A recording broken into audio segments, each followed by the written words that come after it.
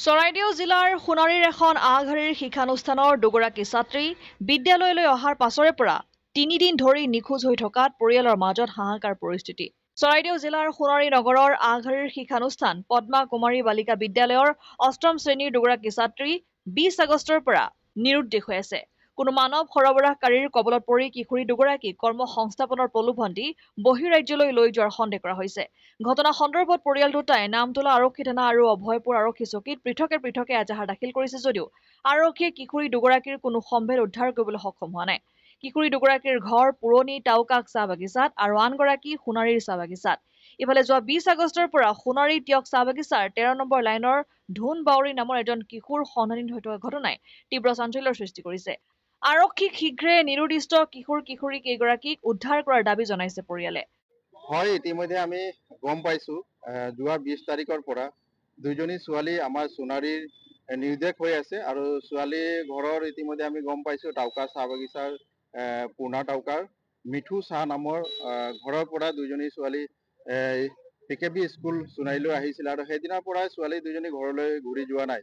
আৰু ইতিমধ্যে চাহ পৰিয়ালে নামতোলা আৰক্ষী চকীত এজাহাৰ দাখিল কৰিছে আৰু ইতিমধ্যে নামতোলা আৰক্ষী থানাৰ যোগেদি কোনো ধৰণৰ সন্ধানহীন পোৱা নাই। আৰু এটা পৰিয়াল যিহেতু সোণাৰী বাগান চাহ বাগিচা আৰু তাঁতী পৰিয়ালো ছোৱালী এজনী ইতিমধ্যে নিৰ্দেশ হৈছে আৰু অভয়পুৰ থানাত তেওঁলোকেও এজাহাৰ দাখিল কৰিছে। কিন্তু দুইজনী ছোৱালী 8ত পৰা ছোৱালী বয়স মিনিমাম এজনী ছোৱালীৰ 17 বছৰ, এজনী ছোৱালীৰ হৈ গ'ল 14 বছৰ আৰু দুইজনী ছোৱালী ইতিমধ্যে ফোনৰ যোগেদি এটা বাৰ্তা লাভ কৰিছে যিহেতু গুৱাহাটীলৈ গৈছো বুলি কৈছে ক'ৰবাত কাম কৰিবৰ কাৰণে।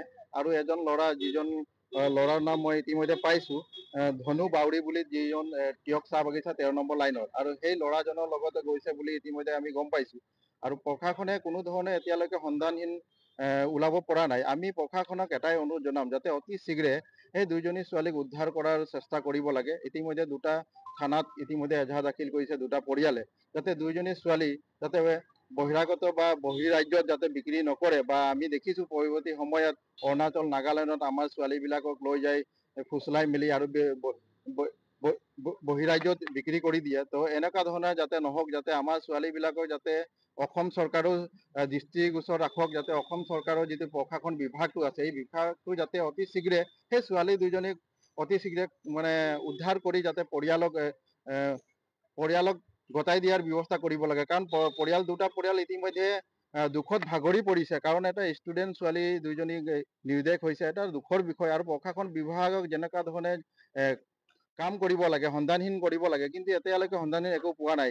মই ভাবিছো আদিবাসী যুৱ ছাত্ৰ সন্থা চৰাইদেউ জিলা সমিতিৰ তৰফৰ পৰা আমি আমাৰ প্ৰশাসনৰ ওপৰত আমাৰ বিশ্বাস আছে যাতে অতি শীঘ্ৰে এই দুইজনী ছোৱালীক যাতে ক'ত আছে, কি কথা, কেনেকুৱা ধৰণে ক'ৰবাত বিক্ৰী কৰিছে নেকি সেই বিষয়টো অতি শীঘ্ৰে গুৰুত্ব দি যাতে দুইজনী ছোৱালীক যাতে উদ্ধাৰ কৰি পৰিয়ালক যাতে অতি শীঘ্ৰে মানে জিমা দিবৰ কাৰণে আমি আদিবাসী ছাত্ৰ সন্থাৰ পৰা আমি দাবী জনাইছো। মথুৰাপুৰৰ পৰা ইছলাম আহমেদৰ ৰিপৰ্ট, অসম আদিত্য।